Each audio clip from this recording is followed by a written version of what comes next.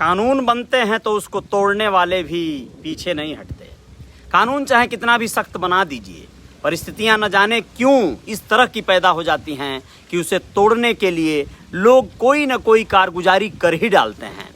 जी हाँ, नमस्ते, मैं Ajay Sahni, star real reporter news पे आप सभी को बताने जा रहा हूं कि 3 तलाक कानून की बहुत ज़्यादा चर्चाएं हो रही थी। भारतीय जनता पार्टी अपना पीठ थपथपाने में बहुत ज़्यादा आगे आ गई कि भैया 3 तलाक कानून बन गया, महिलाओं की सुरक्षा होगी, महिलाओं की अब कोई भी अधिकारों की हनन नहीं कर पाएगा। लेकिन आप लोगों को बताना चाहेंगे, आम आदमी करे तो बात दिगर है, लेकिन जब कुछ खास लोग इस कानून का दुरुपयोग या यूं कहें कि इसके मुंह पे कालिख पोतने लगें तो फिर क्या होगा, आइए आप लोगों को दिखाते हैं। दोस्तों, आगरा के एक बहुत ही चर्चित मामले की चर्चा करने जा रहे हैं अपन। आगरा के थाना मंटोला में पूर्व मंत्री चौधरी वसीर पूर्व मंत्री हैं। ये मुस्लिम समाज के पहले मंत्री का दर्जा प्राप्त किए थे, खिताब मिला था कि ये मुस्लिम समाज के पहले मंत्री हैं। एक्चुअली बहुजन समाज पार्टी में यह जब सरकार थी बहुजन समाज पार्टी की, बसपा की, तो मायावती जी ने इन्हें मंत्री बनाया था। अब ये चौधरी वसीर साहब का मामला कुछ यूं है कि इनकी पत्नी ने जाकर जो है ताजगंज की गोबर चौकी निवासी नगमा ने पुलिस को बताया कि उनका निकाह 11 नवंबर 2012 को मंटोला के ढोली खार मोहल्ला निवासी पूर्व मंत्री चौधरी वसीर के साथ हुआ था। उनके 2 बेटे हैं, 8 साल का और दूसरा 7 साल का।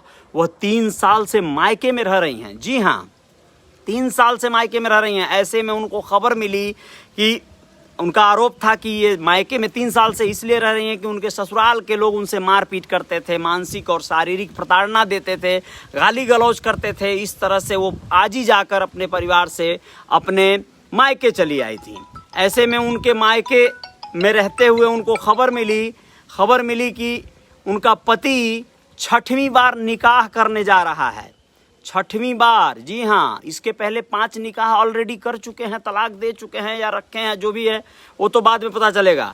तो इस पर ये भागी अपने ससुराल पहुंची उनकी पत्नी नगमा, और पति से जाकर जब बात हुई तो फिर गाली गलौज हुआ, फिर झगड़ा हुआ और उसे भगा दिया गया। तब वो थाना मंटोला में शिकायत दर्ज कराने पहुंची और उसने शिकायत में लिखा है कि मेरा पति 3 तलाक बोलकर 3 बार मुझे घर से भगा दिया और बोला जाओ मैं तुम्हें मुक्त करता हूँ, आज़ाद करता हूँ। 6वीं बार वो शादी करने जा रहा है, ऐसा कहना है उनकी पत्नी का, नगमा का। अब देखते हैं, पुलिस ने वैसे मामला दर्ज किया है 3 तलाक वाले कानून के तहत। जांच जारी है। वहाँ के जो भी सीईओ हैं छत्ता दीक्षा सिंह, तो इनका कहना है कि विवेचना की जा रही है, जैसा भी आएगा सामने वो कार्रवाई उनके खिलाफ की जाएगी। चलिए देखते हैं पुलिस इस पे क्या कार्रवाई कर पाती है। लेकिन इसके साथ साथ आप लोगों को मैं बताना चाहूँगा हरियाणा के एक बहुत ही खौफनाक मंजर के बारे में, जो सुन के आप सबको भी बहुत तकलीफ होगा। जब अपने ही अपनों को सजा देने लगे, माना कि एक माँ, एक पिता अपने बच्चों को सुधारने के लिए, उन्हें अच्छा इंसान बनाने के लिए बहुत सारे हथकंडे अपनाते हैं, उन्हें डराते हैं, बहलाते हैं, पुचकारते हैं, प्यार करते हैं। लेकिन दोस्तों, कभी इस कदर हैवान हो जाना माँ का शोभा नहीं देता। जब लगे 10 लोगों के नज़रों में कि भाई बच्चे की जान ही न चली जाए, ऐसा ही कुछ वाकया हुआ है। आप लोगों को बताना ज़रूरी है। हरियाणा के फरीदाबाद में एक हैरान कर देने वाली खबर सामने आई, सोशल मीडिया पे सर्कुलेट हुई, वायरल होने लगी। और सोशल मीडिया पे जब ये वायरल हुई खबर तो बहुत ज़्यादा सनसनी फैल गई पूरे समाज में। बताना ज़रूरी है आप लोगों को कि यह मामला क्या है पूरा। 29 जुलाई को एक वीडियो व्हाट्सएप के ग्रुप में आई और उस ग्रुप में मासूम भाई बहन, 2 छोटे छोटे बच्चे हैं, करीब 6 साल का और एक 8 साल का बच्चा, दोनों को उनकी माँ कपड़े उतरवा कर नंगा करके पीट रही है, बुरी तरह से पीट रही है। 29 जुलाई को ये वीडियो वायरल हो रही थी और इसमें बच्चे बार बार उससे माफ़ी मांग रहे थे, गिड़गिड़ा रहे थे, लेकिन माँ को तरस नहीं आ रहा था। मामला क्या था, क्यों ऐसा हो रहा था, ये सुनकर आप लोग हैरान रह जाएंगे। लेकिन आप लोगों को बताना भी ज़रूरी है कि क्यों ऐसा हो रहा था, क्यों ऐसा कर रही थी एक माँ इसलिए ऐसा कर रही थी। बच्चों को जब पुलिस वहाँ पहुँची, बताएंगे कैसे पहुँची पुलिस, लेकिन पुलिस जब पहुँची तो उन बच्चों से जब पूछा गया कि क्या हुआ था, तो पता चला कि 23 जुलाई को वह लोग दूध खौला रहे थे, दूध गर्म कर रहे थे। बच्चे जो है चूल्हे पर दूध गर्म कर रहे थे, दूध खौल के गिर गया। गिरने की वजह से माँ बहुत गुस्सा हो गई और उनको बुरी तरह से पीटी। उसके बाद क्या हुआ 29 जुलाई वाले दिन कि वह लोग, माँ उनकी प्रीति नाम है, उस माँ का नाम तो प्रीति है लेकिन प्रीत का कहीं दूर दूर तक पता नहीं है उस माँ के दिल में, जेहन में। वो फ़ोन पे किसी से बात कर रही थी और बच्चे दोनों खेल रहे थे, शरारत कर रहे थे। बचपन होता ही ऐसा है। दोनों बच्चे इस खेल के दौरान वो कुछ शोरगुल कर दिए, कुछ बदमाशियाँ कर दिए, कुछ गिरा दिए। इस पर माँ इतना ज़्यादा नाराज़ हो गई, बौखला गई कि उनको पीटने पे आमादा हो गई। डंडों से पीटती है, नंगा करा के बच्चों को पीटती है, ऐसी माँ थी वो। और यह वीडियो बनाकर बाकायदा उसने अपने ही मोबाइल से मारा भी, वीडियो भी बनाया और अपने किसी दोस्त को भेज दिया। उस दोस्त ने एक महान कार्य किया, उस वीडियो को एक ग्रुप में डाला और उस ग्रुप से होते होते पूरा सर्कुलेट हुआ वीडियो, तो पहुंच गया एक बच्चों के मतलब संस्था चलाने वाले एक ऐसे व्यक्ति के पास जिनका नाम है रविंद्र। जी हाँ दोस्तों, रविंद्र के पास ये मामला पहुंचा, जो चाइल्ड लाइन संस्था के सदस्य हैं, और उन्होंने बाकायदा रेस्क्यू किया। महिला के खिलाफ थाना सारण में केस दर्ज कराया और वो जाकर जब बताए कि ऐसा ऐसा वीडियो आया है तो पुलिस के साथ वो पहुँचे वहाँ पर।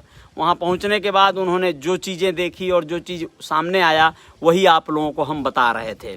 तो भैया ये समझिए रविंद्र ने बहुत भलाई का काम किया है और बहुत बहुत शुक्रिया है, बहुत बहुत धन्यवाद है। अब क्या हुआ है कि उन माता जी के खिलाफ, प्रीति के खिलाफ मुकदमा दर्ज करके उन्हें गिरफ्तार किया है पुलिस ने, और बच्चों को तो वैसे शेल्टर हाउस भेज दिया गया है।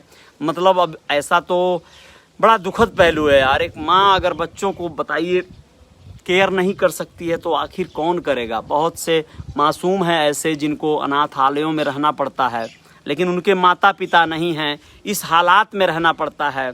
लेकिन जब माँ हो और माँ हैवान बन जाए और इस वजह से बच्चों को ऐसे आश्रय गृह भेजना पड़े तो बहुत शर्म की बात है, बहुत दुखद पहलू है। बहुत बहुत शुक्रिया, आप लोग बने थे मेरे साथ। इसके बाद आप लोगों को बताना चाहूँगा मैं करौली राजस्थान की कुछ खबरों को। दीवार गिरने से बाप बेटी की मौत हो गई, बेटा घायल हो गया। बाढ़ का बहुत तांडव है जयपुर वगैरह में इस समय, राजस्थान में बाढ़ तो वैसे हर जगह तांडव फैलाई है, हर जगह बहुत सारे हादसे सामने आ रहे हैं। लेकिन जय जयकार जारी रहेगी, आप लोग बने रहिएगा मेरे साथ। अमरेज अंसारी जी बहुत बहुत शुक्रिया। उपेंद्र यादव जी बहुत बहुत धन्यवाद आपको, बहुत बहुत शुक्रिया। राजकुमार जी बहुत बहुत धन्यवाद।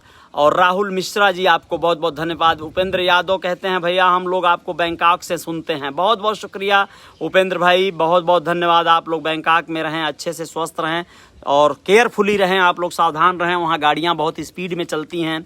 मेरे गांव के कई 2 लोगों का लगभग मौत हो गया एक्सीडेंट की वजह से, बहुत पहले की बात है, वो लोग मेरी उम्र के ही थे और बहुत दुखद पहलू है ये। लेकिन आप लोग केयरफुली रहिएगा, बहुत सावधानी पूर्वक रहिएगा, बहुत ध्यान से रहिएगा, स्वस्थ रहिएगा। और उपेंद्र कुमार जी बहुत बहुत शुक्रिया। उपेंद्र जी बहुत बहुत धन्यवाद। आप सभी मित्रों का बहुत बहुत शुक्रिया। सचिन कोंगनोले जी बहुत बहुत शुक्रिया और बहुत बहुत धन्यवाद। अनूप चौधरी जी बहुत बहुत शुक्रिया। धर्मचंद्र सहानी जी बहुत बहुत धन्यवाद।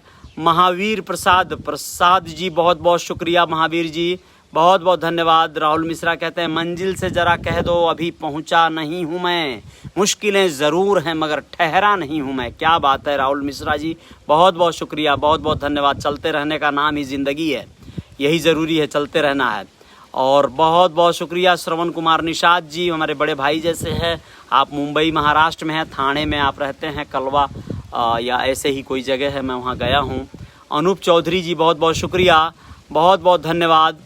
और आप सभी साथीगण जो भी मुझे देख रहे थे, आप सबका पुनः एक बार दिल से धन्यवाद। इस खबर को हो सके तो ज़रूर शेयर कीजिएगा और आप लोग मेरे पेज को फॉलो कर चुके हैं, इसके लिए शुक्रिया। मेरे चैनल यूट्यूब चैनल को भी आप लोग सब्सक्राइब कर लीजिएगा। बेल आइकन जो उसका है, जो नोटिफिकेशन का घंटे का जो रहता है साइन, उसको भी दबा दीजिएगा। जय जयकार जारी रहेगी, बने रहिएगा आप लोग मेरे पेज पे। बहुत बहुत धन्यवाद। जय हिंद, जय भारत।